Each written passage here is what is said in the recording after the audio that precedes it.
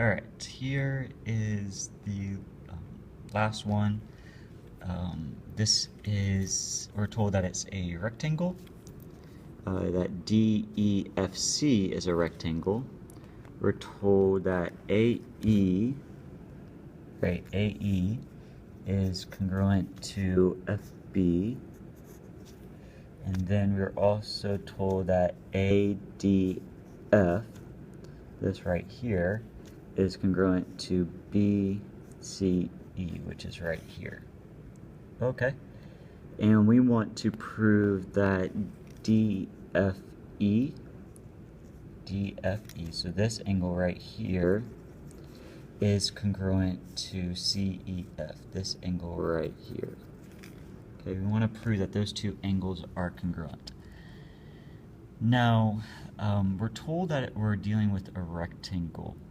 So, if we're talking about a rectangle, remember there's some assumptions that we can make. Remember, we can say that the opposite sides of the rectangle are congruent. So these sides are congruent. And then we also know that every corner of a rectangle is 90 degrees.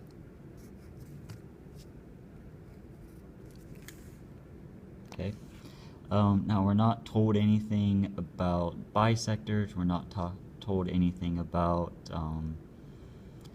midpoints. We're not told about segment bisectors, angle bisectors, none of that stuff. All we're told is what you see right there. Alright, now I hope that you are seeing some triangles in here, because if we have triangles we can always prove that they're congruent and then prove that some angles are therefore congruent as well. So let's start off with the first one that they mentioned. So you have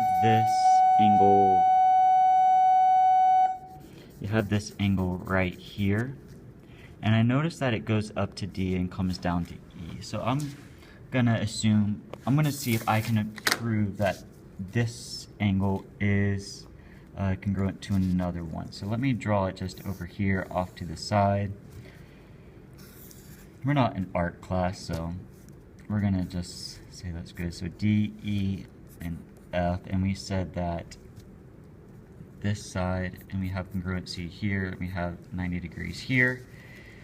And then let me take the other one, because if you see this angle is coming out like that, so we have C, F, and E. So we have here and here, and then we have 90 degrees here as well.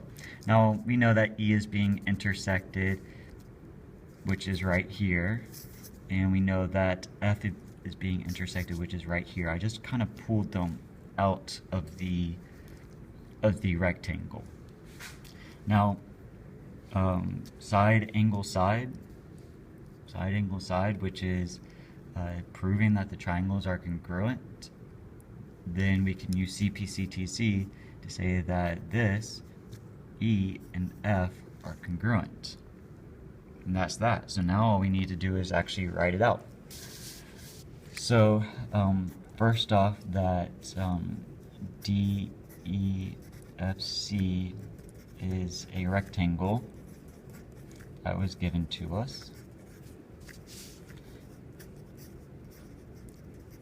Okay, and then I don't think that we used the fact that AE and FB, we didn't use that. And we didn't use the fact that ADF is congruent to BCE. We didn't use that either.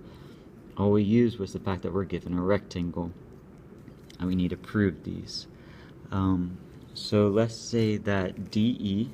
So now we need to actually talk about how DE and CF are congruent. It's congruent to CF. And just for the sake of it, I'm going to also say that EF was congruent to EF. And this should be our definition of rectangle.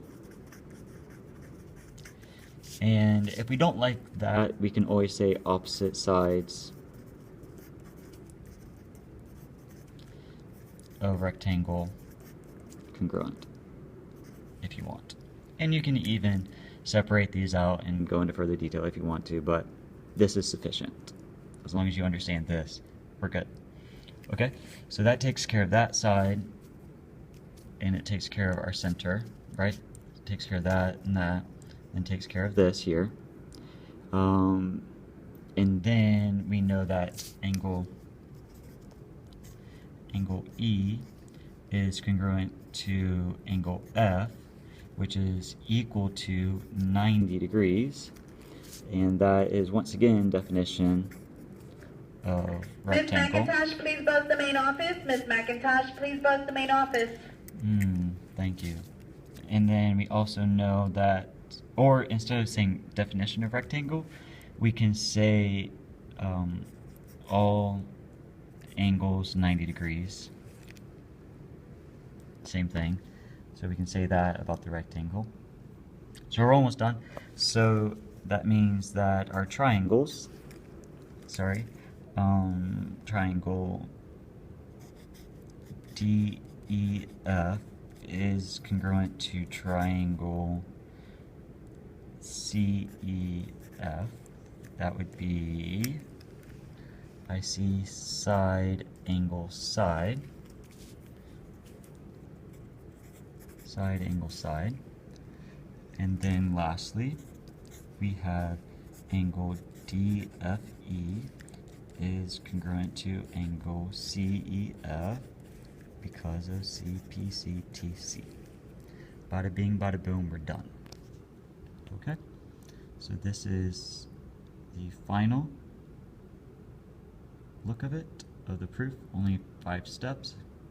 Now I know that somebody's going to come up to me and ask me, what about EF is equal to EF?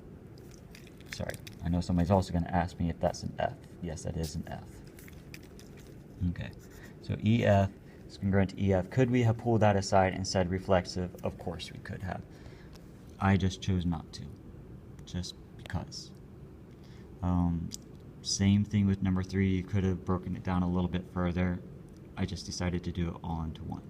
Alright, so let me know if you have any questions. Other than that, see you later.